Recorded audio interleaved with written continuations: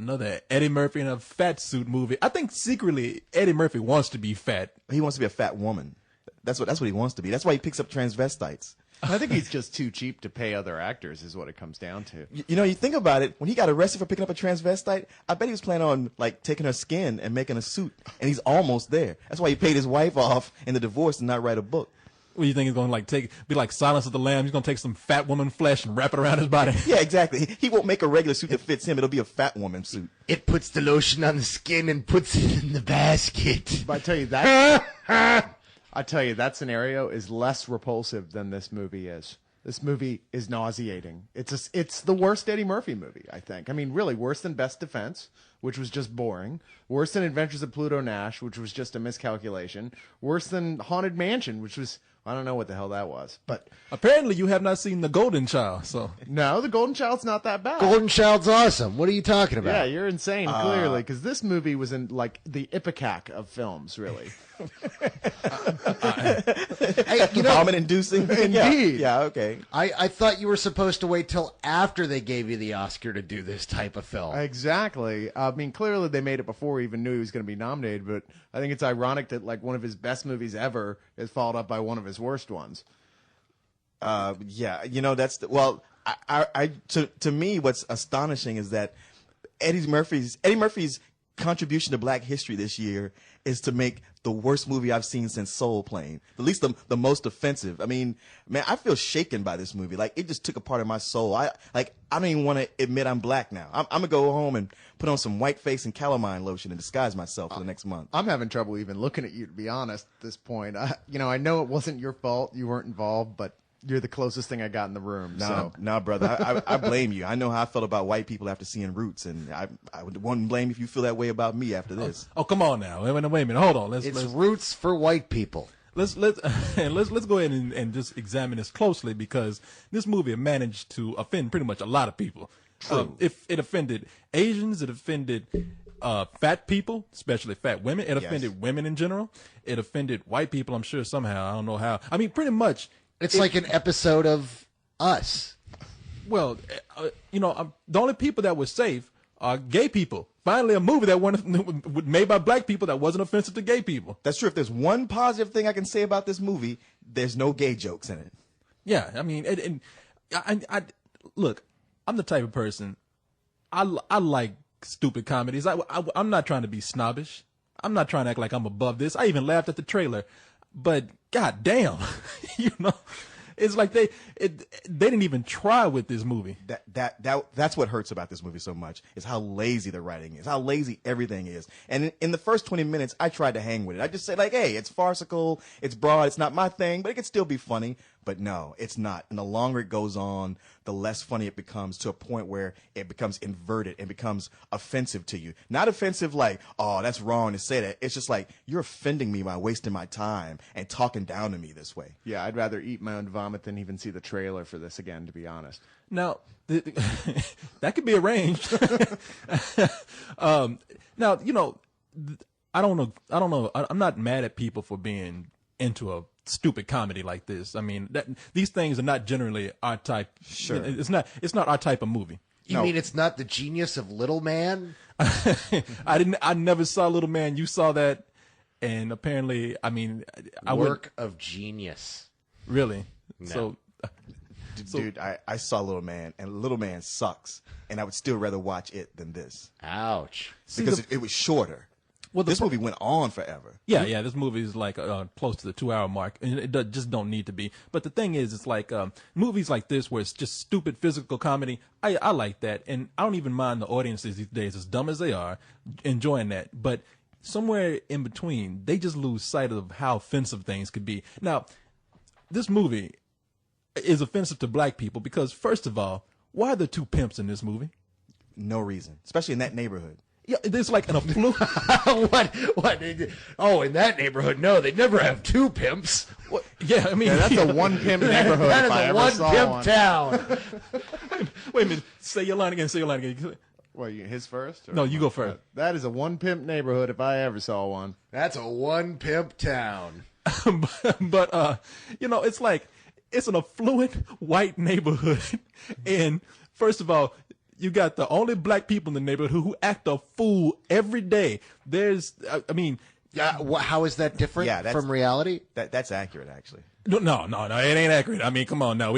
Black people have moved beyond that. But I think now that white people gonna see this movie like, hell no, black people are not coming in this neighborhood. Yeah. I just still have this picture in my mind of two pimps staring each other down, There's only room on this block for one of us. Okay, imagine if you went to Mayberry and two pimps just came out of nowhere. That's what this is like. Cletus? I tell you, this has got to be the end of Eddie Murphy calling in his friends to come help him out because, Eddie Griffin, who's normally kind of funny, is in this movie playing one of the pimps, just isn't given anything to work with at all. Cuba Gooding Jr. appears, and we all just cringe immediately. Oh, God, no! But let me ask you this. When was the last time you saw either of them in another film? Well, there is that. I want to go ahead and talk about some good things about this movie, though. And there are some Thandie good. Newton's ass. Is it out of this world? Did it put you in Norbit? Thandie Newton's ass. Wait a minute. I want. Bend over and slap the hell out of him for me. No, first of all, okay. The makeup in this, I think, is incredible. Sure. Yeah. Rick Baker, some of the best makeup I think he's done. Do you remember when we saw, like, Coming to America and Eddie Murphy played the Jewish guy and everybody was like, that was Eddie Murphy? Right. Well, looking at him as the Asian guy, as offensive as that Asian guy is in this movie, I thought that was a great makeup job. Eddie Murphy's even talented. I mean, when he's Norbit, I actually think he's very sweet, and I felt for that character.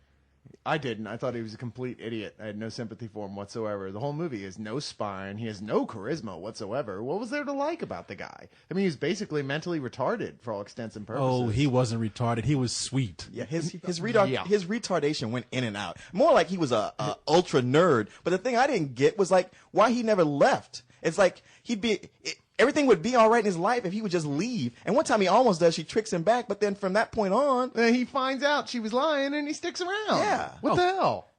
Stockholm syndrome. Yeah, right. No, I mean, I'll give you that the makeup was really effective and realistic, but it's like it was too much. So I mean, it was more gross out than any horror film I've seen recently. I mean, imagine the Nutty Professor if you were watching like his mom character and the fat woman walking around half naked for most of the movie, being sexual, with the skin exposed. Yeah, it looked real.